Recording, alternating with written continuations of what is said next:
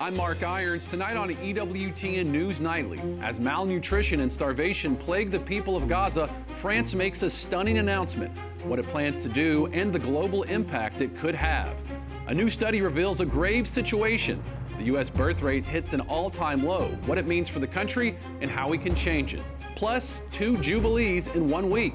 We preview what lies in store for Catholic pilgrims in Rome. These stories and more tonight.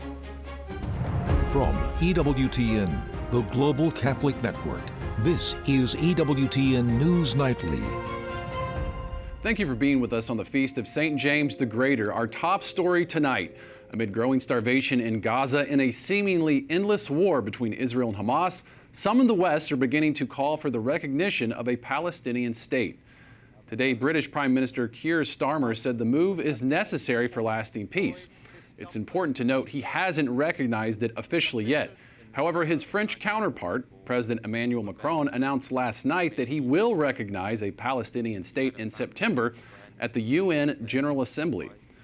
The move by France was immediately condemned and rejected by the Israel and the U.S. Responding to the move by France, Israeli Prime Minister Benjamin Netanyahu posted on X saying a Palestinian state would reward terror and create another Iranian proxy. It would also create a launchpad to annihilate Israel.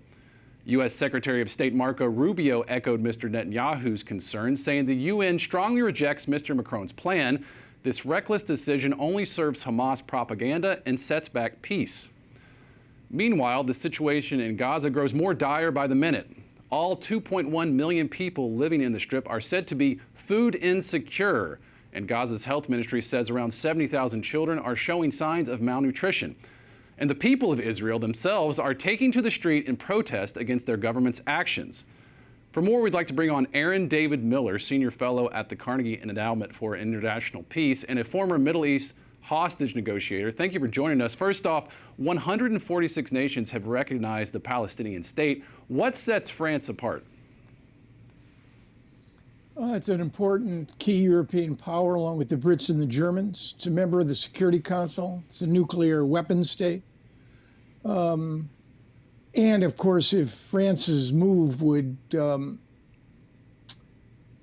provide a pathway for other members of the G7, of which the French are also a member, that would be the Brits, the Germans, the Japanese, the Italians, and the Americans, you might get some traction. But this is virtue signaling. Rather than this, the French and the Europeans should do more to attend to the humanitarian catastrophe in Gaza. Look, the EU is Israel's second largest trading partner. There's a critically important EU association agreement. The issue of a delivery of humanitarian assistance into Gaza is not an easy issue. Israelis claim that Hamas is diverting and selling, inflating prices on the black market, but the system the Israelis have now created, which is an American-Israeli concoction, to basically distribute aid through something called the Gaza Humanitarian Foundation, which apparently delivers boxes which provide enough foodstuffs, apparently, for 5 people for 3 days, has also created a chaos at these distribution sites. We need the UN and credible NGOs to deliver assistance facilitated by the Israelis. So rather than spend his time recognizing Palestinian statehood, which right now, frankly, even though I believe it is the only solution to this conflict, it's a more appropriate tactic for a galaxy far, far away rather than the realities back here on planet Earth. And those realities now call for unified action to press Hamas and Israel to basically create stable and reliable pathways for the distribution. And you now have reports of starvation, which means you don't just need food. You're going to need access to potable water. You're going to need access to sanitation, proper medical care. So no, to me, this is a move. I don't agree with Rubio or President Trump because they're not prepared to draw the conclusion that I think I've drawn, and that is more pressure on Israel and Hamas is needed to basically end the war in Gaza, or at least deliver humanitarian aid. Let me get you on one other thing. Ceasefire talks have stalled yesterday. The U.S. and Israel recalled their negotiators from talks with Hamas. It seems like an endless cycle of no progress. So what needs to change? What needs to change is a growing recognition, I think, on the part of the Israelis and the Hamas leadership that this situation has created a dead end. And the reality is, the closer you get to the end state in Gaza for each of these parties, and their objectives are mutually incompatible. Hamas is willing to release all of the hostages if only the Israelis would withdraw from Gaza and end the war. This Israeli government, or I would argue any Israeli government, is not going to agree to that. So I would argue more pressure is needed on both parties in a way that's significant and consequential. Got it. We got to leave it right there. I'm not sure you're going to get that from the Trump administration. Thank you. We'll have to leave it right there. Aaron David Miller, we appreciate your time. Thanks for having me. I appreciate it. As he was heading to Scotland, President Trump told reporters Hamas didn't really want to make a deal, and that's with fewer hostages in captivity. Hamas doesn't want to lose their protection. The president also discussed several other topics, including global trade and homelessness. White House correspondent Owen Jensen reports. Good evening, Mark. And tonight we'll start with the Mideast, specifically Hamas. And earlier today on the South Lawn of the White House, President Donald Trump was pretty blunt. I think they want to die, and it's very, very bad. Are you done with and it got to be to a point where you're gonna have to finish the job. They really they asked for things. Don't forget, we got a lot of hostages out. So now we're down to the final hostages. Some 50 hostages remain in Gaza, fewer than half believed to be alive. Before heading to Scotland, President Donald Trump also telling reporters, and they know what happens after you get the final hostages. And basically because of that, they really didn't want to make a deal. I saw that. So they pulled out, and they're going to have to fight, and they're going to have to clean it up. You're going to have to get rid of it. President Trump also addressed the looming trade deadline. His new tariff rates go into effect August 1st. I would say that we have a 50-50 chance, maybe less than that, but a 50-50 chance of making a deal with the EU. The president says tariffs are already paying off. He may use the money to pay down debt and give money back to Americans. We're thinking about a rebate because we have so much money coming in from tariffs that a little rebate for people of a certain income level might be very nice. The president was asked again about the Jeffrey Epstein case and whether he's considering a pardon for the suspect's ex-girlfriend. I'm allowed to do it, but it's something I have not thought about. And after President Trump's director of national intelligence accused former President Barack Obama of treasonous conspiracy dating back to 2016, which Obama's office calls ridiculous, President Trump says it's lucky the Supreme Court ruled in favor of presidential immunity. He's done criminal acts, there's no question about it. But he has immunity, and it probably helped him a lot. He owes me big. Obama owes me big. Separately, as he left the White House earlier today, I was able to ask President Trump a question about homelessness. Take a listen. Mr. President, when I walked to the White House today, I saw homeless people sleeping right outside the gates of the White House. Are you concerned about that, sir? I think it's terrible, and we'll have them removed immediately. We do remove it. We've got to get the mayor to run this city properly. This city has to be run. You know, I have the right to take it over, and I think it's terrible. Where are they? Where did you see them? This right outside on Pennsylvania Avenue. Oh, you're the Treasury. Right across the street from Lafayette Park near the Treasury. Just yesterday, the president issued an executive order aimed at ending crime and disorder on America's streets. And Catholic bishops say decent, safe, and affordable housing is a human right. At the White House, Owen Jensen, EWTN News Nightly. The U.S. Capitol is half empty now as House lawmakers head back to their districts for the next 6 weeks. The heavy lifting for Republicans is just beginning, trying to sell their constituents on the massive bill they recently passed with President Trump's domestic agenda. House Speaker Mike Johnson says this district work period is critical. They need to cut through the false and misleading claims about the one big beautiful bill from the media and the Democrats. As I mentioned, the more people know, the more they greatly favor the bill that we passed. And House Republicans are going to spend the month highlighting how it will positively impact our districts and our communities. Democrats point to recent polling showing nearly 60% of Americans think they'll see a jump in healthcare expenses and cost of living. What House Republicans can point to is a toxic and extreme Republican budget that will cause millions of Americans to be broke, sick, and hungry. Meanwhile, House GOP leaders are already aiming to pass a smaller reconciliation package this fall. Republicans have some ideas. Talks in Ways and Means Committee, of which I'm a member, to do something related to a year-end package for maybe bipartisan tax cuts or a bipartisan health package. We have to go after the PBMs.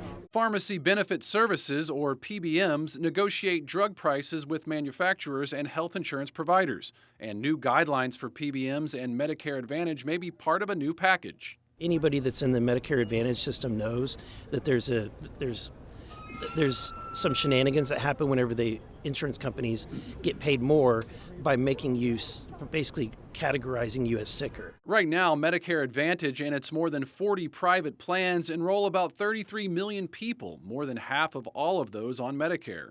But a new package has some doubters. I'm a little skeptical that there is enough meat left on that bone, because anything that was politically possible to put in reconciliation, I feel like was put in the first attempt. There's no realistic way that the Republicans are going to put together any reconciliation package with input from Democrats. It's the same thing they just did this last time, and we expect that to happen again if they do decide to proceed with one. Any new reconciliation bill will have to compete with congressional efforts to fund the government and avoid a shutdown starting on October 1st. Lawmakers will have less than a month to do that when they return after Labor Day. We have a lot more still to come on EWTN News Nightly, including new rules, President Trump's executive actions regarding transgender surgeries. We have the details. And the most eagerly awaited moment of the Holy Jubilee year. What to expect from this year's Jubilee of Youth.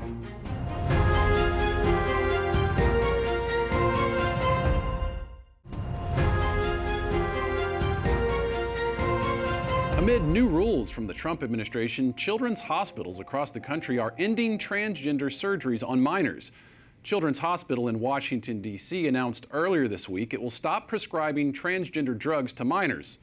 Also this week, a prominent clinic for transgender surgeries in Los Angeles completely shut down.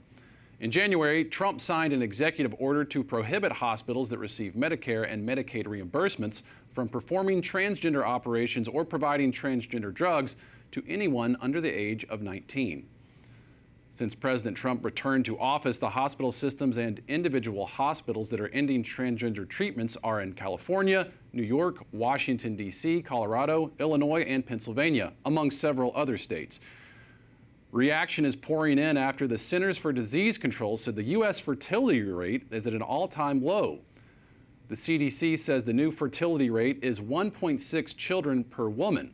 In the 1960s, during the so-called baby boom, the U.S. total fertility rate was around 3.5. A researcher at the University of Colorado Boulder says there's no reason to be concerned. She tells the Associated Press, quote, we're seen as part of an ongoing process of fertility delay. We know that the U.S. population is still growing and we still have a natural increase, more births than deaths. But is she right?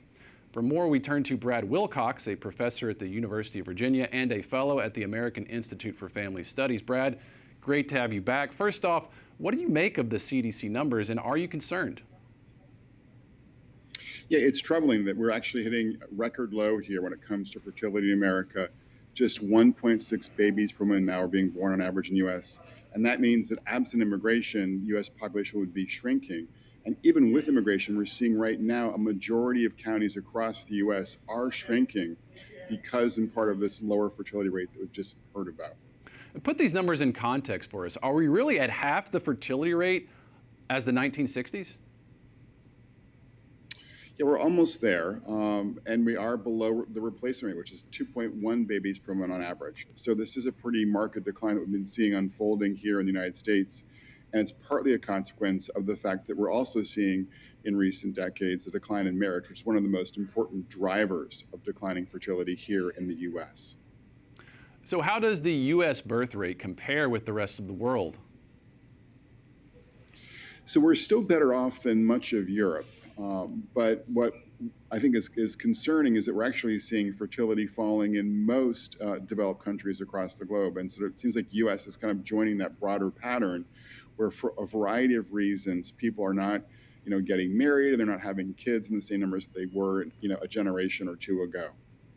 The answer might seem straightforward, but how can we reverse this trend? I think three things are really important. One is kind of making marriage both more attractive and more attainable. I think another thing we need to do is to look at bringing down the cost of housing, especially for first-time home buyers. And then a third thing that we need to do is to really make having kids more attractive. A lot of Americans think today that kind of becoming a parent is a pathway to misery. What we see in the data, though, is that there are no group of Americans who are happier than married dads and married moms. I think we need to do a better job of kind of communicating to the broader public how much becoming a parent is a pathway not to misery, but to a life of greater meaning, purpose, and generally happiness. Well, Brad Wilcox, thank you so much for sharing. Thank you. Thousands of pilgrims from around the world are traveling to Rome to attend the Jubilee of Youth that starts next week. Young pilgrims will participate in a series of events designed to help renew the faith of future generations of Catholics. EWTN Vatican News correspondent Valentina DiDonato has more. Good evening, Mark. The most eagerly awaited moment of the Holy Year. With these words, Archbishop Rino Fisichella introduced the Jubilee of Youth, which will begin next week on Tuesday, July 29th. Rome is ready to welcome over 500,000 young people who will arrive this weekend. The pilgrims come from 146 different countries, with over half coming from Europe. And the week will begin with the Jubilee for digital missionaries and Catholic influencers. On Tuesday evening, the welcome Mass for the Jubilee of Youth will be held in St. Peter's Square and will be celebrated by Archbishop Rino Fisichella, Pro-Prefect for the new evangelization section of the Dicastery for Evangelization. Dialogues with the City is the name of the initiatives that will take place around Rome on Wednesday and Thursday. Events and activities, as well as concerts, celebrations, will be organized in many squares in the city center and throughout iconic locations in the capital. On Friday, young people will gather at the Circus Maximus for the penitential day. Pilgrims will have the opportunity to receive the sacrament of reconciliation. Confessions will be heard at 200 stations divided by language. And the weekend will be an opportunity for young people to meet Pope Leo at Tor Vergata on the eastern outskirts of Rome, where the World Youth Day was held during Jubilee in 2000. And on Saturday evening, there will be a prayer vigil with the Holy Father, who will return on Sunday morning to celebrate Mass with the youth, closing the week that will be full of events and opportunities for young people coming from near and far, giving them the chance to share and strengthen their faith. In Rome, Valentina DiDonato for EWTN News Nightly. Up next on EWTN News Nightly, more than 700 years after the first Jubilee, a Jubilee first within a holy year. We have the details on this unprecedented initiative.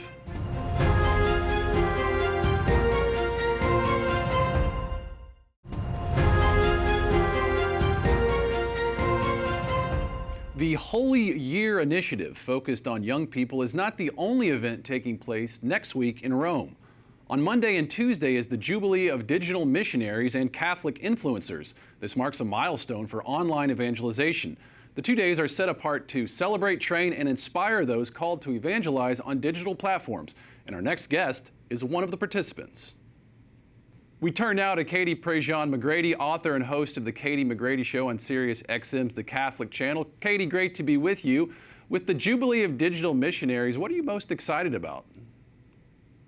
I'm honestly excited to see my friends. A little over a year ago, I got to go to the World Meeting of Human Fraternity, and I met a lot of the creators that are going to be at this. We've been helping Monsignor Lucio Ruiz plan for the past year, and so I'm the stateside gal. I haven't gotten to see all of them. They've been in Rome and South America, so I'm really excited to reconnect with my friends, but also to meet creators from around the world who do this very unique form of evangelization that I think it's important the church is actually paying attention to and trying to guide us in how we do it.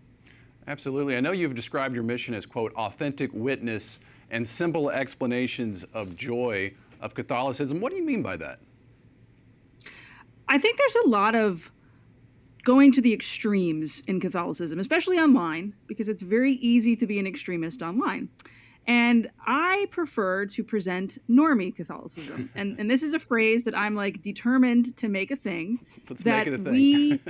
Let's make it a thing. Like, we have an authentic witness of the faith to give. And there's already enough interesting and weird components of Catholicism. If you ever had a conversation with a non-Catholic about relics, they immediately look at you like it's the most bizarre thing in the world, not to even get into the sacramental life or religious life. So how can we present these beautiful elements of our faith, but also we come across as very normal, well-adjusted? I can grab a cup of coffee with you. I can hang out with you at a party.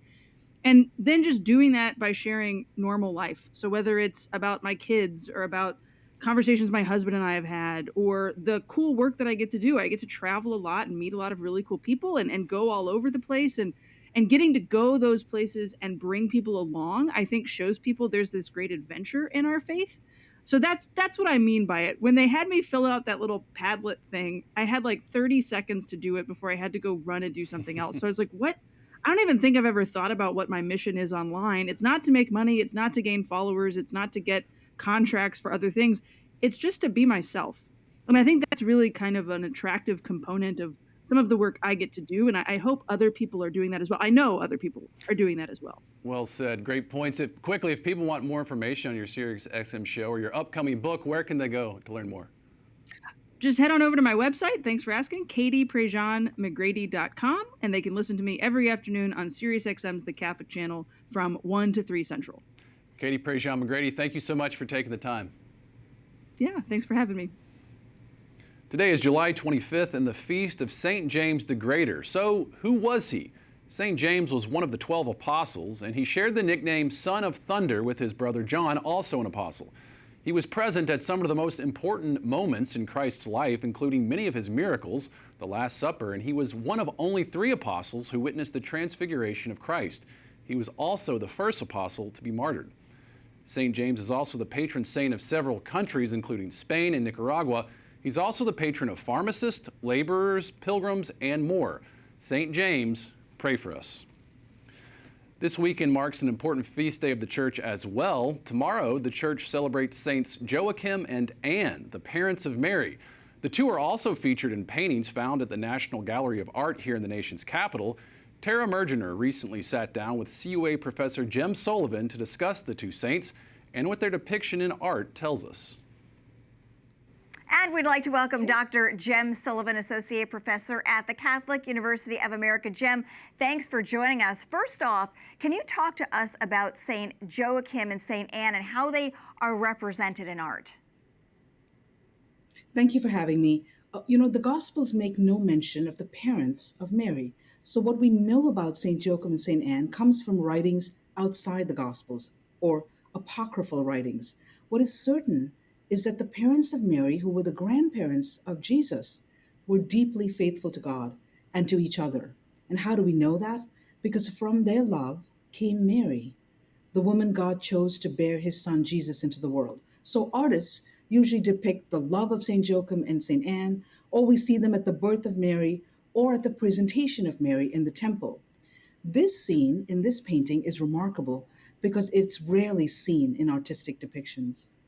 Incredible. Let's take a look at the painting from the National Gallery of Art, what it's called and what are we looking at exactly? Sure, this early 15th century painting by the Sienese artist Andrea di Bortolo highlights the virtues of St. Joachim and St. Anne. According to legend, the parents of Mary were known for their generosity. They gave to the poor and they gave to the temple. So on the left, we see St. Joachim giving bread to the poor and to the sick. Some of them are on crutches and their clothes are torn and worn out. At the center is St. Anne. She's entering the temple with children who are carrying sacks of grain that they are bringing in offering to the temple. This is a preview of the scene years later when they will bring Mary to the temple to present her with great generosity, to present her to God. And what exactly kind of insight do we have now, looking at that about St. Joachim and St. Anne? Sure, St. Joachim and St. Anne are considered the patron saints of grandparents.